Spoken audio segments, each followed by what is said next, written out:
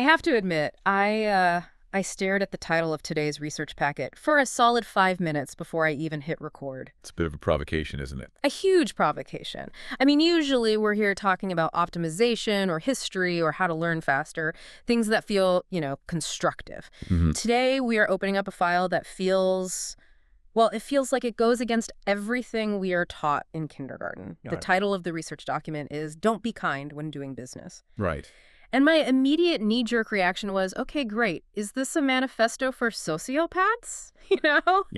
Are we teaching people how to be the Wolf of Wall Street? Because frankly, I'm tired of that narrative. I think the world has enough jerks. I completely agree. And if that's what this was, I wouldn't have brought it to the table, I Oh. promise. But the premise here is much more subtle, and honestly, it's much more dangerous if you ignore it. The argument isn't that you should be cruel. It's not about lacking empathy or being a monster. It's that we have a definition problem. In the modern workplace, we've confused kindness with avoidance. Avoidance. Avoidance of what? Avoidance of friction. Avoidance of the awkward silence after you state your price. Avoidance of the hard truth.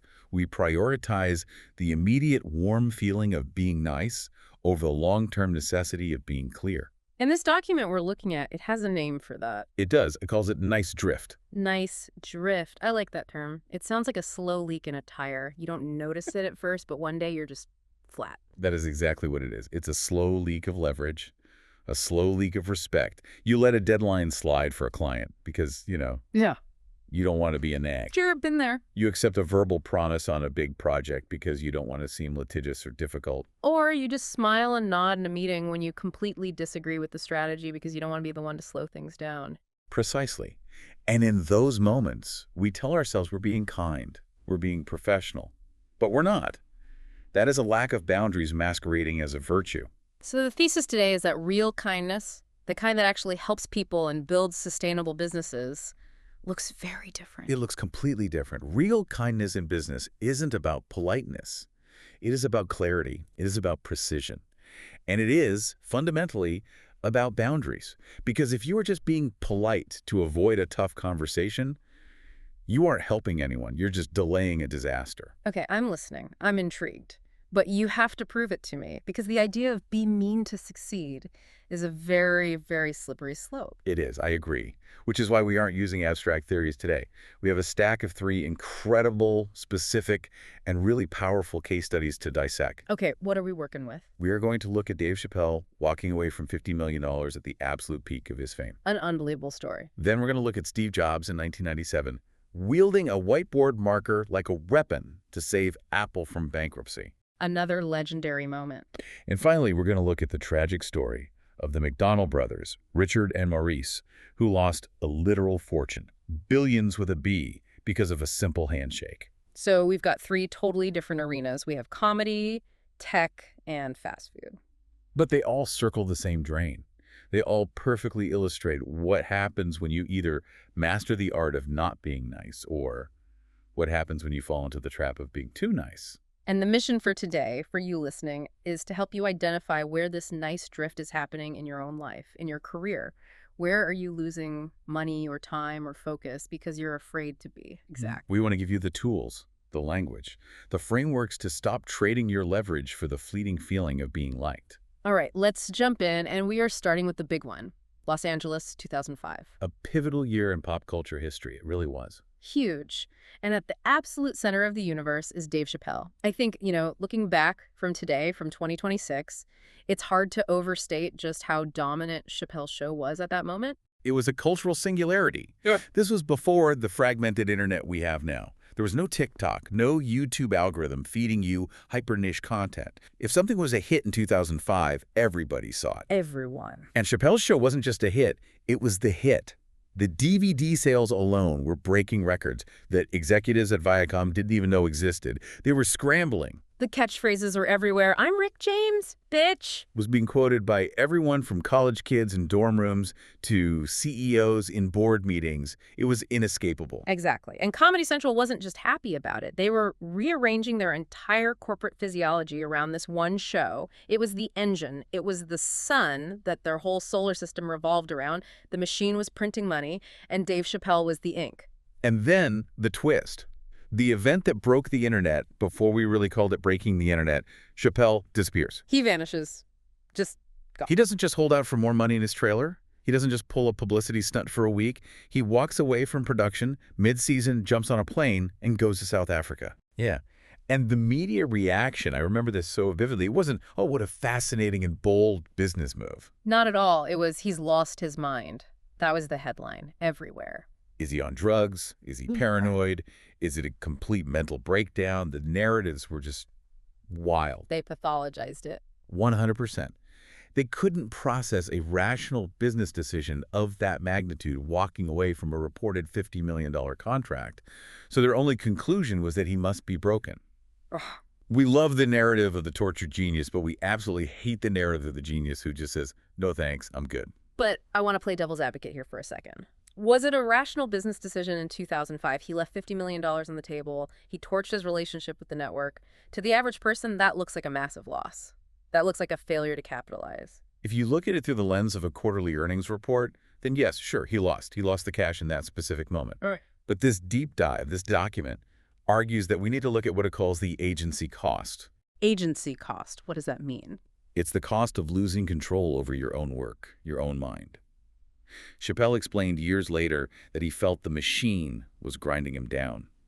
The network wanted repeatability. They wanted more Rick James. They wanted the catchphrases. They didn't care about the nuance or the sharp racial commentary that made the show brilliant in the first place. They just wanted the product, the golden goose. They wanted the product, and they wanted it on a schedule. And he felt that if he stayed, he would become a puppet. He would be churning out a version of his own comedy that he didn't even respect anymore. So if he stays, he cashes the check, but he completely destroys the asset. He destroys the asset. And the asset was his mind, his perspective, his integrity, his taste. By walking away, he sent an unmistakable signal to the entire industry. He proved that his signature was not for sale. He proved that his no meant no, regardless of the price tag. He established a boundary that was visible from space. Correct. And that brings us to the second chapter of this story, which I think is actually the more important one for our listener today. Because most of us are not walking away from $50 million. Right. Not a relatable problem for most. But we are all, every single day, negotiating our value. So let's fast forward 15 years to 2020. The streaming wars are in full swing. Exactly. And Chappelle's show lands on Netflix and HBO Max. And what happens?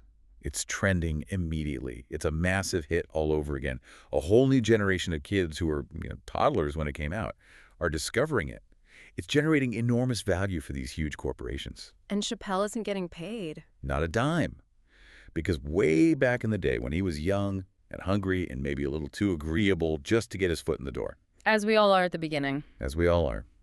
He signed a contract that gave the rights to the network, Viacom, in perpetuity. Which, to be fair, is pretty standard industry practice. That's how TV works. You, the artist, sign a bad deal when you're nobody, and the studio takes all the risk. If it's a hit, they reap the rewards forever. That is the polite business norm.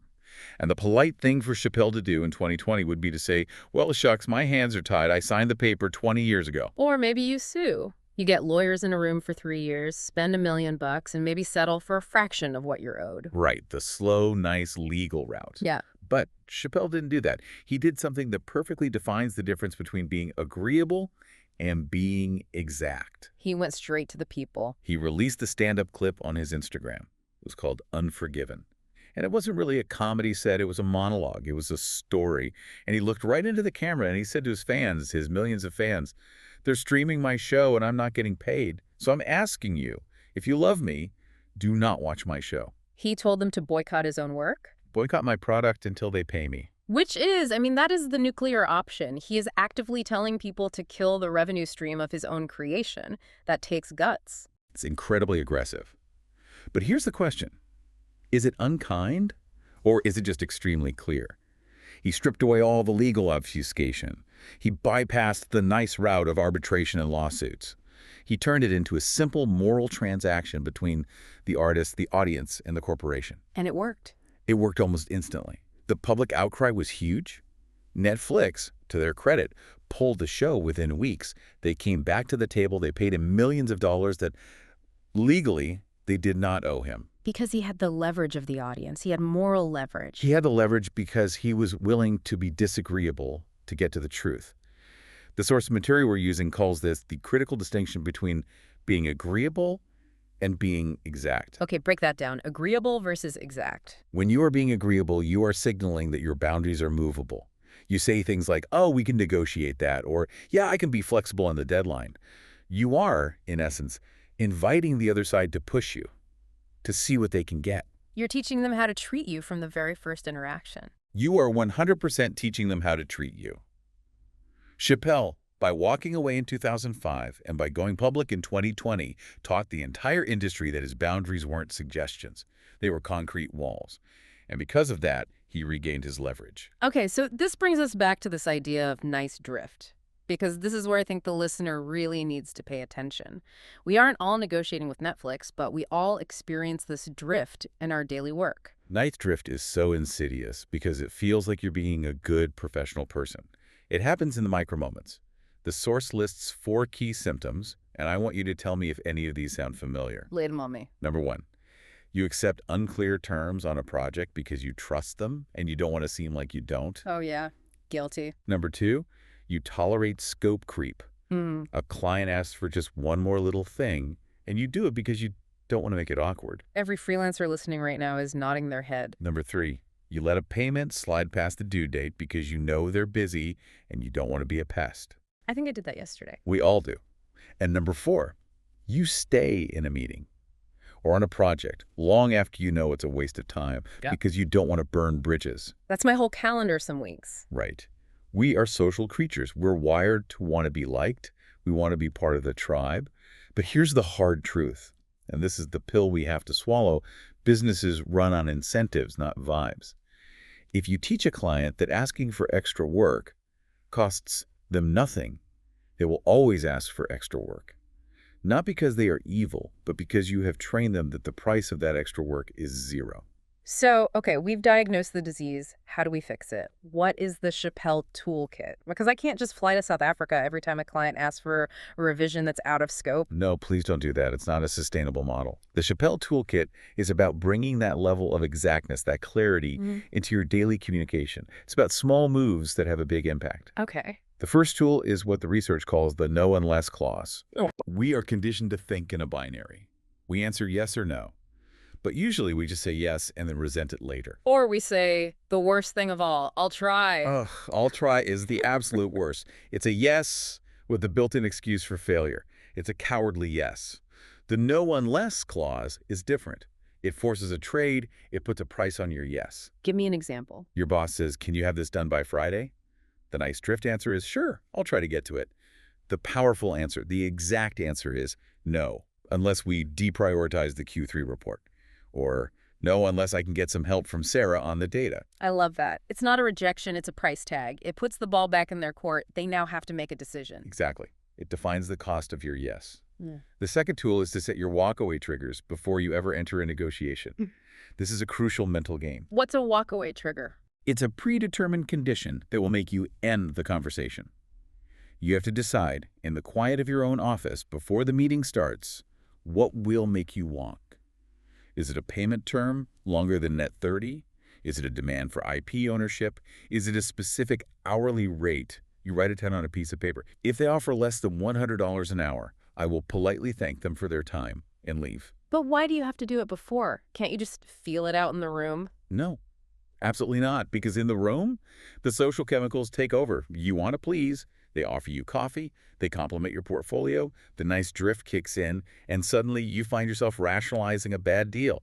Oh, well, it might be good exposure, or they seem like nice people. Yeah, you start making excuses for them. You do. You need that decision to have been made when you are cold and rational, not when you're warm and eager to please. It's a pre-commitment strategy. It's like Ulysses tying himself to the mast so he doesn't hear the siren song and steer the ship into the rocks. It is precisely that. The siren song is, maybe this will be good for my career. You have to block it out. Okay, so no unless. And walkaway triggers. What's the third tool? The third tool is maybe the hardest one emotionally. It's to separate the relationship from the terms.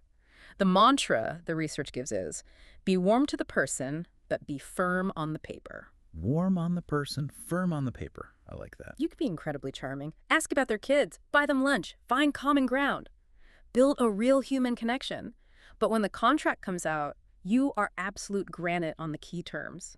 You don't let the warmth of the relationship soften the clarity of the agreement. Because they aren't the same thing. A good contract actually protects a good relationship. It's the only thing that does. Because ultimately, Chappelle teaches us that your signature is an asset, and if you don't respect your own signature, nobody else will. Okay, let's shift gears. This is fascinating. We've talked about the artist, the individual protecting their own value. Now let's talk about the leader protecting the entire organization. We're going back in time to Cupertino, California, 1997. Mhm. Apple. Now, I have to set the stage here, because I think a lot of younger listeners might not realize this.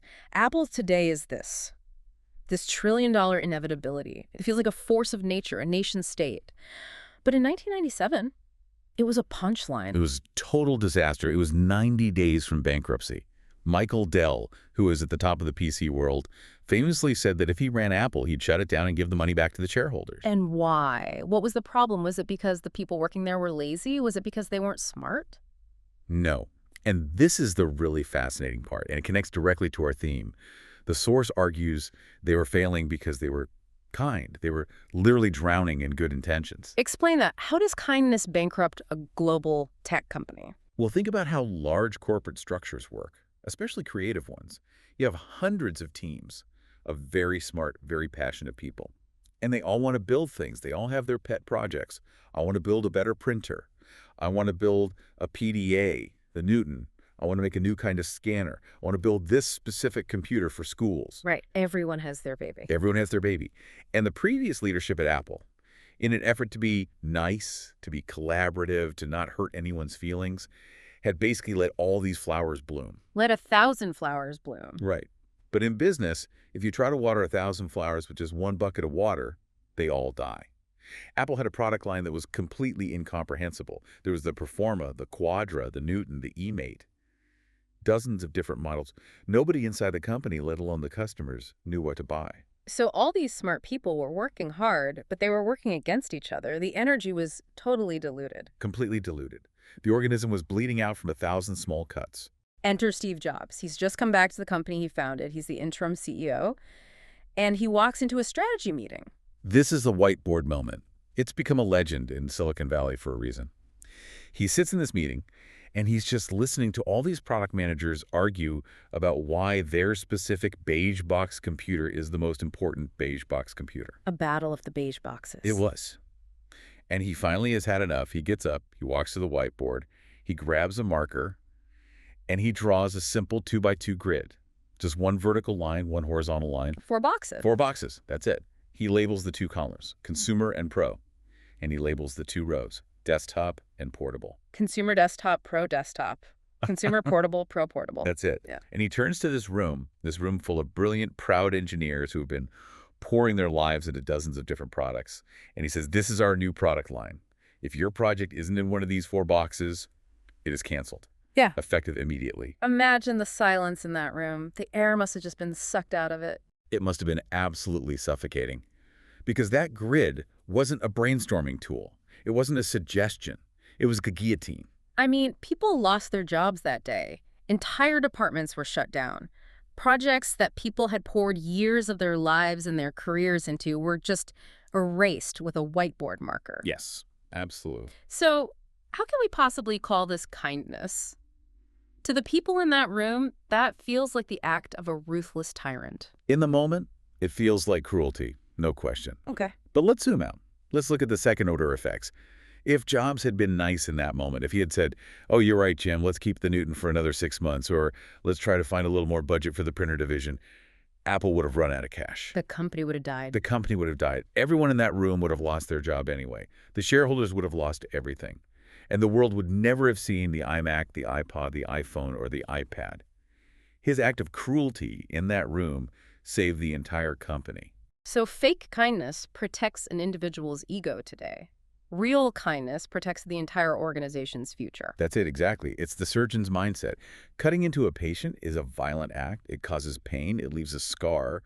But it is the only way to save the life. Jobs realized that an organization cannot nice its way into survival. He understood that famous principle of his. Deciding what not to do is as important as deciding what to do. But I have to push back a little here because this is a great story, but it works for Steve Jobs. He's the founder. He's a living legend. He has the authority, the charisma, the capital to pull that off. If a middle manager tries this, if I walk into my team meeting tomorrow and just cancel half our projects with a whiteboard grid, I'm probably getting fired. Well, for sure. Or at the very least, I'm going to be the most hated person in the office. So how does this principle apply to normal leadership, to people who aren't Steve Jobs? That's a very valid fear. You cannot just role play as Steve Jobs and expect it to work without the political capital to back it up. But the principle of the four-box constraint is universal, even if the execution is different. You don't have to fire people, but you absolutely have to fire priorities. Fire priorities. I like that. The Jobs Toolkit from the research suggests a tool for this. It's called the Stop Doing list. A stop doing list, not a to-do list. Exactly. We all have to-do lists. And what happens to them? They just get longer and longer. They are infinite. We just keep adding to the bottom. A Stop Doing list is a finite, explicit list of things you and your team are collectively agreeing to ignore. So you make it a formal thing. You make it formal. You sit your team down at the beginning of a quarter and you say, okay, for the next 90 days, we're only focused on acquiring new customers. Therefore, we are not fixing minor bugs on the legacy platform. We are not pursuing Tier 3 customer leads. And we are not attending these 3 standing meetings that waste our time. You know, that actually sounds incredibly relieving. It is. That's the great irony. Clarity is kind. When you tell a talented team you don't have to worry about X, Y, and Z, you free up all their mental and emotional bandwidth to be absolutely brilliant at A. You're protecting your A players from doing B work. Precisely. And nothing burns out a high performer faster than asking them to work miracles on a project that deep down everyone knows doesn't really matter just because the leadership was too polite to kill it. If everything matters, nothing matters. That is the epitaph on the tombstone of the nice company. Okay, so this is powerful stuff. We have Chappelle on boundaries and protecting your signature. We have Jobs on focus and the kindness of clarity. Now we are going to the third story. And this one. Honestly, reading this part of the research packet, it just made me physically uncomfortable. It's the tragedy of the stack. It's the ultimate cautionary tale. We are talking about the McDonald brothers, Richard and Maurice McDonald. The originators. The craftsmen. This is San Bernardino, California in the 1940s and 50s. I think a lot of people just assume Ray Kroc invented McDonald's. But he didn't. He really didn't. The brothers did. And they were geniuses in their own right. Not salesmen, but operations geniuses. They looked at the typical drive-in restaurant of the era, which was slow, messy, inefficient, and full of teenagers breaking plates. And they applied the Ford assembly line to the kitchen. They called it the Speedy Service System. This was revolutionary. It was completely revolutionary. They figured out exactly how many seconds it took to toast a bun. They custom made their condiment dispensers and their spatulas. They choreographed the entire kitchen like a beautiful, greasy ballet. But they were craftsmen at heart. They weren't empire builders. That's the key. They wanted a good life. They wanted to control the quality of their product. They had a few locations. They were making really good money for the time. And they were happy. They were content. And then enter Ray Kroc, the milkshake machine salesman, the expansionist. He sees their system in action, and he doesn't just see a great burger joint. He sees the world.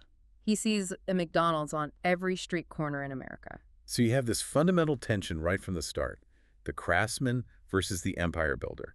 And for years, they butt heads. Kroc wants to make changes to the formula to save money. The brothers say no. Kroc wants to expand faster. The brothers say slow down, we can't maintain quality. Finally, in 1961, Kroc has had enough of the friction. He wants to buy them out completely. The buyout price on the table is $2.7 million. Which, let's be fair, in 1961 dollars. It was an absolute fortune. It was generational wealth. In today's money, that's somewhere north of 25, 30 million. The brothers were not walking away from this deal poor. Right, but that's not the tragedy. The 2.7 million is not the tragedy. The tragedy is the handshake. The royalty. The handshake on the royalty. Walk us through this, because it's just painful to even talk about. So, according to business lore, and the source document highlights that this part is legally ambiguous, which is the entire point of the story. The brothers demanded one more thing as part of the deal. They wanted a royalty. How much? They wanted 1% of the gross revenue of the entire McDonald's corporation. In perpetuity. What's that for? Of all McDonald's revenue. Today, that would be what? Oh, it's staggering. We're talking billions. Literally billions of dollars a year.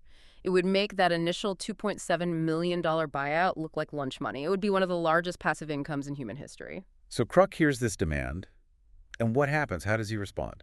This is the hinge moment. Kroc allegedly says, boys, I can't put that in the contract. He claims the investors won't like it. He claims it messes up the financing for the deal. But he looks him in the eye, he puts out his hand, and he says, you have my word. We'll do it on a handshake. You'll get your 1%. And they took it. They shook his hand. They took the deal. They signed the contract for the $2.7 million, and they shook his hand on the billions. Why? I mean, this is the part I just can't wrap my head around. These were smart guys. They built a revolutionary system from scratch. Why would they trust a handshake on something worth that much money? This is the kindness trap in its purest, most toxic form. I want you to try and put yourself in the psychology of that room. You are at the absolute finish line of a massive, life-changing deal. Everyone is smiling. The tension is high. You just want it to be over so you can get the check. You're exhausted from the negotiation. You want to be agreeable. You want to be agreeable. And for one of the brothers to stop everything at that moment and say, wait a minute, Ray, I don't trust you. Put it in writing or the whole deal is off. That feels incredibly rude. It feels aggressive. It feels like you are personally accusing him of being a liar. It violates the social vibe of the room. You'd be the jerk. You'd be the jerk. The source brings up a crucial mental model here that explains this perfectly.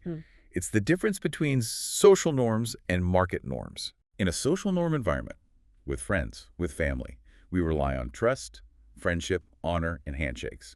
It's reciprocal. In a market norm environment, in business, we rely on contracts, clauses, audits, and legal enforcement. And the McDonald brothers made a fatal category error. A fatal error. They applied a social norm, the trust of a handshake, to a ruthless market transaction, the buyout of their company. And the very moment the ink was dry on that $2.7 million contract, Ray Kroc shifted fully and permanently to market norms. Ruthlessly. Because the royalty wasn't in the written contract. As far as he was concerned, it didn't exist. He never paid it. Yeah. Not one single dime. And it gets even worse, right? There's a final insult. It gets much pettier.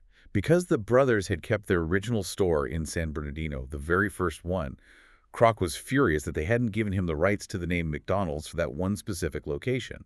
So what does he do? He opens a brand new official McDonald's literally 1 block away. No way. And deliberately ran them out of business. He crushed the original creators. That is so cool. It is. But it's the logical conclusion of what happens when you leave leverage to chance and goodwill. The expert commentary in the research says something that is just chilling, and I think everyone should hear this. It says, the most emotionally charged part of the deal was the least documentable. Wow, let me repeat that. The most emotionally charged part of the deal was the least documentable. That should be tattooed on the arm of every freelancer, every founder, every person starting a partnership. It really should. Because the thing you care about the most, the legacy, the ongoing connection, the royalty, if it is not on the paper, it is a fantasy.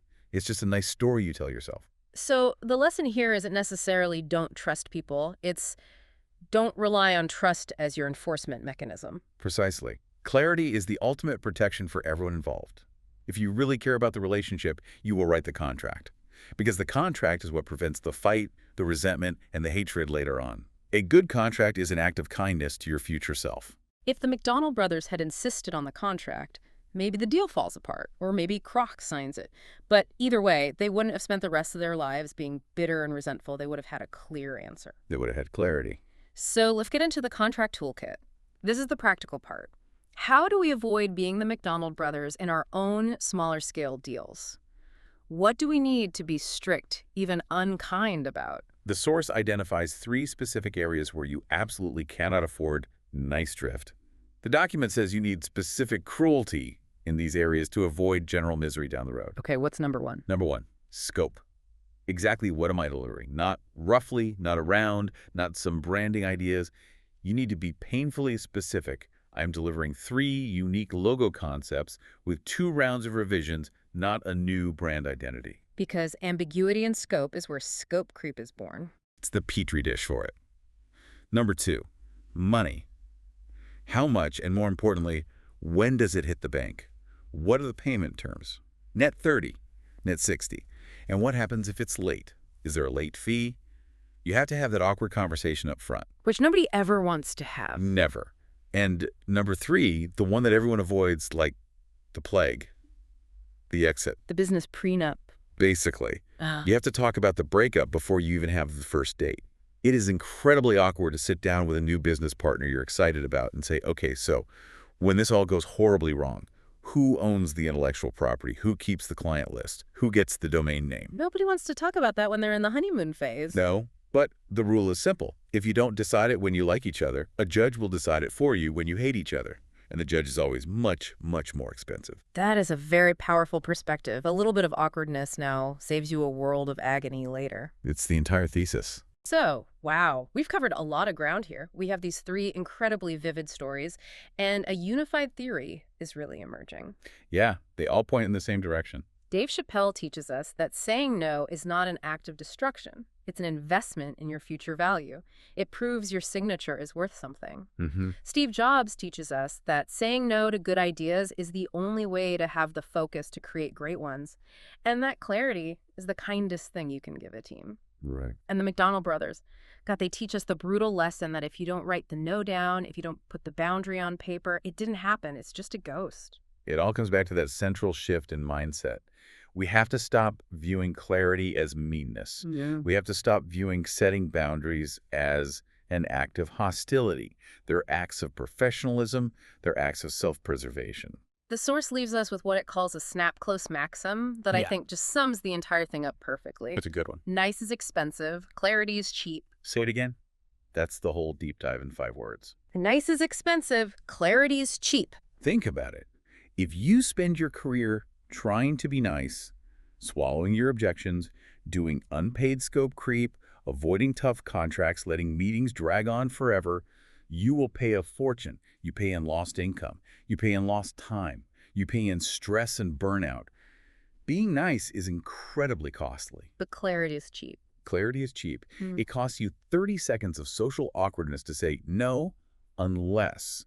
It costs you 5 minutes of feeling a bit pushy to say, I need that in writing. It costs you one uncomfortable meeting to say, this project is canceled. It costs you a moment of social friction, but it saves you a literal lifetime of resentment. It's a complete reframe of the social cost of doing business. So we don't want to just leave people with philosophy. We want action. The source material gives us 3 micro steps to take literally today. And I want to challenge the listener and myself, to be honest, to actually do these things. These are great. They're small, but they punch way above their weight in terms of impact. Okay, step 1 is called audit your resentment. This is a fantastic diagnostic tool. The idea is to look at your inbox.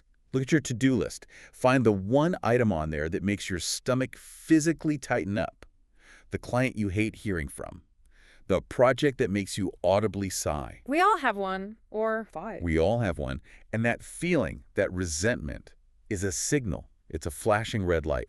It means there's a boundary missing. There's a lack of clarity. So your job is to write down the boundary sentence you wish you had said at the start. So you don't even have to send it yet. You don't have to send it. Just write it down for yourself.